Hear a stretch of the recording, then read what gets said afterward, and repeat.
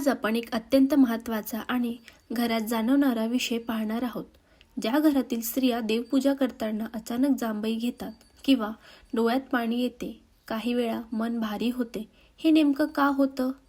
हा फक्त शारीरिक थकवा आहे की यामागे आध्यात्मिक अर्थ दडलेला आहे? चला आज शांतपणे मन लावून ऐकूया.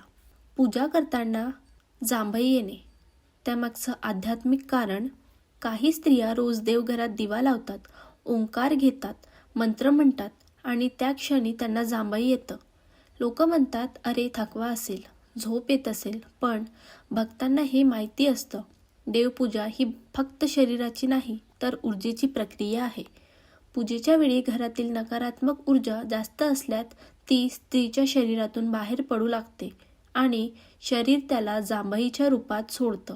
म्हणतात ना, देवाच्या नावात अशी शक्ती असते की घरातील अशांतता बाहेर पडायलाच हवी. डोळ्यात पाणी येणे भावना नव्हे, ऊर्जा आहे. एखादी स्त्री मनापासून देवाचे नाव घेते, आरती म्हणते, नारळ फोडते किंवा नमस्कार करते, तेव्हा अचानक तिच्या डोळ्यात पाणी येतं. हे फक्त भावना नाही, हे आहे ऊर्जेचे शुद्धीकरण. शरीरातील आतल्या तणावांना देवस्पर्श झाल्यावर बाहेरचा मार्ग मिळतो आणि म्हणून डोळ्यातून पाणी येऊ लागतं आणि मन हलकं होतं. अशा स्त्रिया खूप संवेदनशील असतात. त्यांचं मन लवकर दुभगतं आणि देवाची कृपा यांच्यावर लवकर उतरते.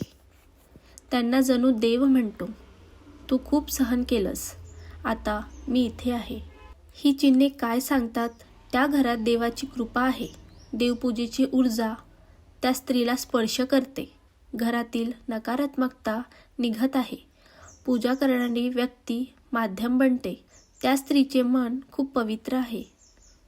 ज्यांना देवभाव सहज जाणवतो त्यांना असं होतं, देव तिचा दिलासा ऐकतो. हे एक सूचक चिन्ह असतं, तू योग्य मार्गावर आहेस, पूजा सोडू नकोस. अशी स्त्री घराचे भाग्य असते. ज्या स्त्रीच्या हातून दिवा लागतो ती आरती म्हणते आणि घरामध्ये पवित्र ऊर्जा वाहते, अशी स्त्री ही घराची लक्ष्मी असते. अशा स्त्रियांना पूजा करताना हलकंसं होतं, कारण त्यांच्या मनाची प्रार्थना थेट देवांपर्यंत पोहोचते. घरातील सुख, शांती या स्त्रियांच्या भक्तींमुळे कायम राहते. पूजा म्हणजे फक्त हात जोडून उभं राहणं नाही. पूजा म्हणजे ऊर्जेचं शुद्धीकरण. ज्या स्त्रियांच्या हातून रोज आरती लागते, तिने जशी घंटा वाजवली, जसा धूप फुलवला, जसा ओंकार उच्चारला, तसा घरातही वातावरण कंपन निर्माण होतं. या कंपनांमुळे नकारात्मक ऊर्जा हलायला बाहेर पडायला सुरुवात करते आणि ही नकारात्मकता प्रथम त्या व्यक्तींकडे येते जी सर्वात संवेदनशील असते, ज्यांचं मन जास्त पवित्र असतं.